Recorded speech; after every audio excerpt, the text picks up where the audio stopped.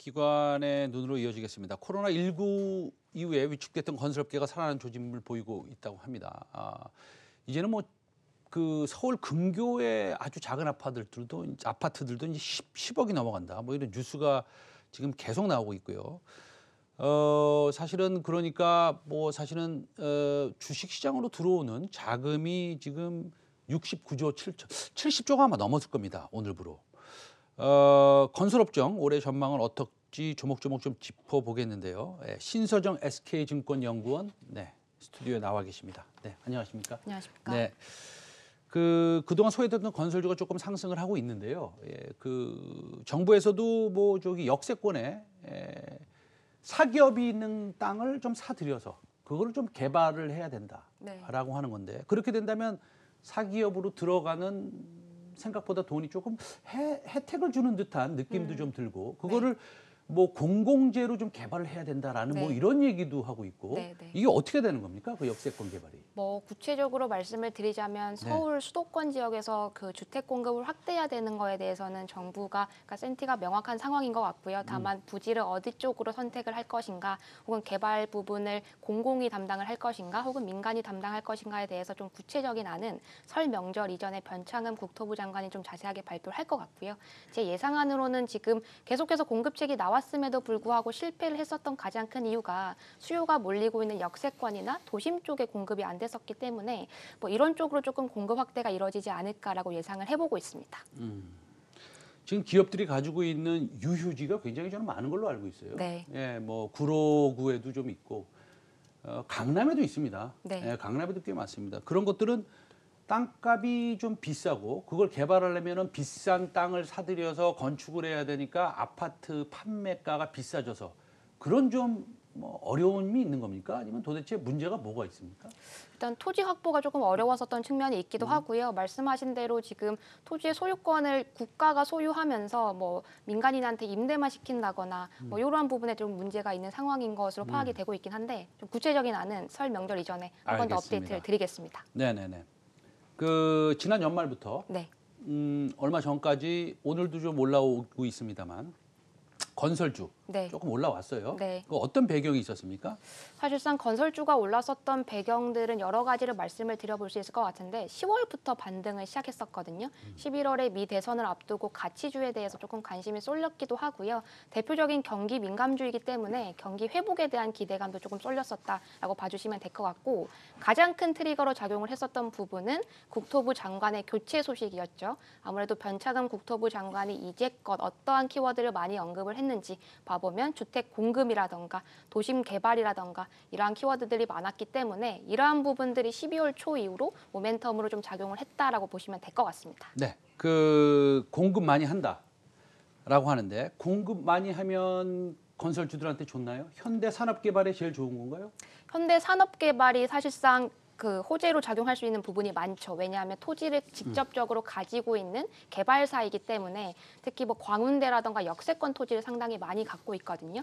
그러니까 현대산업개발 같은 경우에는 이전에 주가가 눌렸었던 것 자체가 펀더멘털 이슈라기보다는 아시아나항공의 인수 이슈 때문에 눌렸었던 거기 때문에 뭐 회복할 여지가 충분히 많아 보인다라고 저는 판단을 하고 있긴 합니다. 네, 작년에 얼마나 분양이 됐죠? 9,000세대, 그러니까 1만 세대 언더로 분양을 했고요. 올해 같은 경우에는 2배까지도 분양 세대 수가 늘어날 수 있을 것으로 저는 전망을 하고 있긴 합니다. 전체적으로요, 보면. 전체로. 작년에도 꽤 됐던 것으로 알고 있는데. 그러니까 2020년도 데이터 업데이트 해보니까 36만 세대 정도 분양을 했고요. 전년 동기 대비 한 8% 정도 상승한 수치인데, 2021년도는 38.8만 세대까지, 그러니까 분양 세대 수가 더 늘어날 것 같고, 그 중에서도 대형 건설사의 마켓시어가 27%에서 한 30%까지 늘어날 수 있는 개연성도 있기 때문에 대형사들의 분양 물량은 추가적으로 더 늘어날 것 같다라고 보고 있습니다. 그러면 우리가 HDC 현대산업개발을 투자를 할지, 현대건설을 투자할지, 뭐 대림산업을 할지, 우리가 계룡건설을 할지 투자를 이렇게 정해야 되지 않습니까? 개인 투자자들이. 그러면은 우리가 뭐 어떤 딱 지표를 보고 요 건설주는 지금 좀 투자해도 되겠다라는 그런 지표 하나 소개해 주실 수 있으세요? 두 가지를 말씀드리면, 해외 수주 부분에 대해서는 유가를 좀 트래킹 하실 것을 조언을 드리고 싶고요. 유가. 그 유가가 오른다라면 그 발주처들의 재정 상황이 나아지면서 발주에 대한 기대감이 쏠리거든요. 국내 부분은 분양 데이터를 업데이트하는 게 가장 중요할 것 같습니다. 이번에 4분기 실적 발표회가 상당히 중요한 이유가 네. 물론 4분기 실적도 중요할 수 있겠습니다만 2021년도에 대한 가이던스를 발표하는 분기거든요. 각 사별로 분양 실적이 어떻게 될지를 예상해 볼 수 있는 가장 키 드라이브가 될 것이라고 보고 있습니다. 그리고 과거 한 5년 정도 보면 네. 건설주들의 밸류에이션을 보면 지금 어디쯤 위치하고 있습니까? 지금 굉장히 좀 비싼 편입니까? 아니면 아직 투자할 만한 좀 PER이나 PBR 기준으로 네. 보면 어떻습니까? 그러니까 요새 밸류에이션 이슈가 가장 어렵기는 한데요. 그러니까 건설주가 절대 상승률로 보면 너무 많이 오른 게 아닌가라고 걱정하시는 분들이 상당히 많으세요. 다만 주택 공급 모멘텀, 즉 정책 모멘텀에 쏠렸었던 대우건설이나 GS건설을 제외하고 본다라면 10월 이후로 상승률이 한 30% 가량밖에 안 되거든요. 그러니까 코스피 전체 장이 상승한 비중이랑 대비로 본다라면 결코 많이 오른 것이 아니고 12months 포워드 PBR로 비교를 하더라도 많이 올랐다고 생각을 하시겠지만 0.7배 수준밖에 안 됩니다. 추가적으로 상승할 수 있는 여지가 충분히 있어 보인다라고 말씀을 드릴 수 있을 것 그럼 같습니다. 픽 밸류에이션은 얼마였는데요? PER 밸류에이션을 피크 밸류에이션.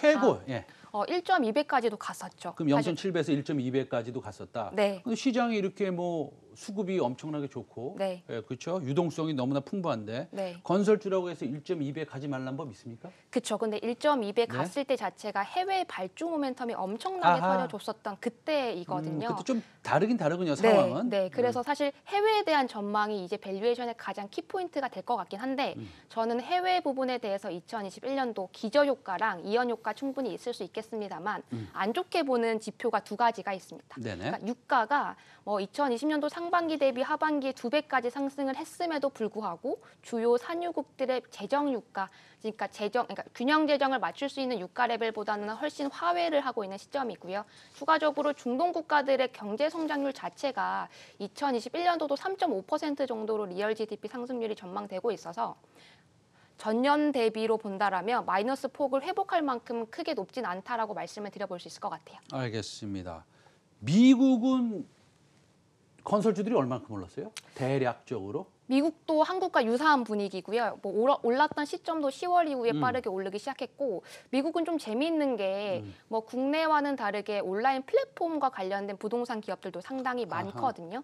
그러니까 지금 저금리라던가 유동성 확대 국면이 단순히 국내만의 이슈가 아니고 미국도 부동산이 굉장히 활황기입니다. 이거와 유사하게 진로우라고 하는 부동산 플랫폼 기업 같은 경우에는 연초 대비 한 270%가량 주가 상승률이 있었고요. 이상이랑은 조금 다르군요. 그렇죠. 네. 알겠습니다. 그러면 지금 우리 시청자 여러분들이 올해 좋은 시점에 뭐 오늘이 될 수도 있고 예, 건설주를 하나 좀 사보고 싶다. 예, 포트폴리오에 하나 좀 편입해서 한 6개월 정도 가져가고 싶다.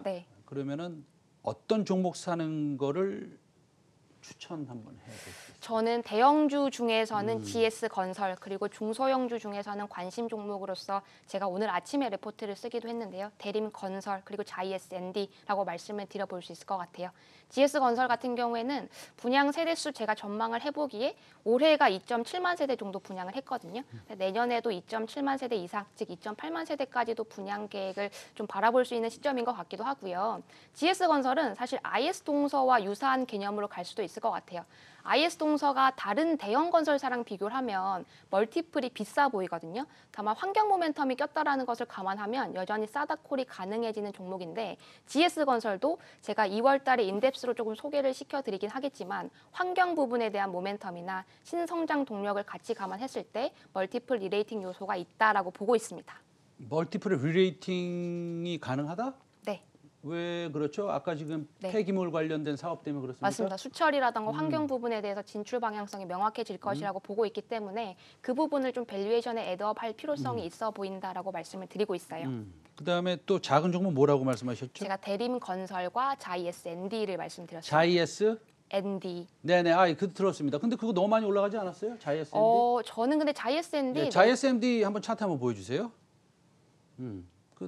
네, 말씀하세요. 네, JS&D 뭐 많이 올랐다라고 보실 수도 있을 것 같고 사실 JS&D가 피어가 없는 종목이어서 멀티플 비교가 어렵긴 하거든요. 그러니까 단순 중소형 건설사 대비로는 멀티플이 비싸 보이실 수 있겠지만 차트를 좀 길게 한번 보여줄 수 있어요? 예. 네. 네네. 근데 제가 봤을 땐 추가적인 상승 여력이 있어 보이고요. 네. 올해 제가 실적 전망을 뭐 레포트로 따로 이렇게 명기하진 않았지만 가이던스를 기반으로 좀 추정을 해보면 한 3,400 정도로 추정을 했거든요. 탑라인 면에 있어서 2021년도는 5천억 언더까지도 5천억 언더 정도까지도 기록을 할 수 있어서 실적 성장세 감안을 해보면 추가적인 상승 여력이 있어 보이고요. 아까 말씀드렸던 대림건설도 사실 분양 데이터를 좀 업데이트를 해보니까 네. 2021년도 예상 분양 물량이 7,800세대까지 되더라고요. 히스토리컬리 평균이 한 4,700세대였으니까 한 70%까지 늘어나는 국면인 거고 두 종목 모두 그 정책적인 모멘텀도 있을 것 같습니다. 그러니까 대림건설의 화학 쪽은요? 요거 대림산업이라는 산업이랑 건설이죠. 다르고요. 이건 작은 회사군요. 네네, 그렇죠? 대림산업의 알겠습니다. 자회사입니다. 제가 오해했습니다. 알겠습니다. 오늘 신서정 SK증권 연구원과 함께했고 네. 다음에 또 뵙겠습니다. 감사합니다. 감사합니다. 네.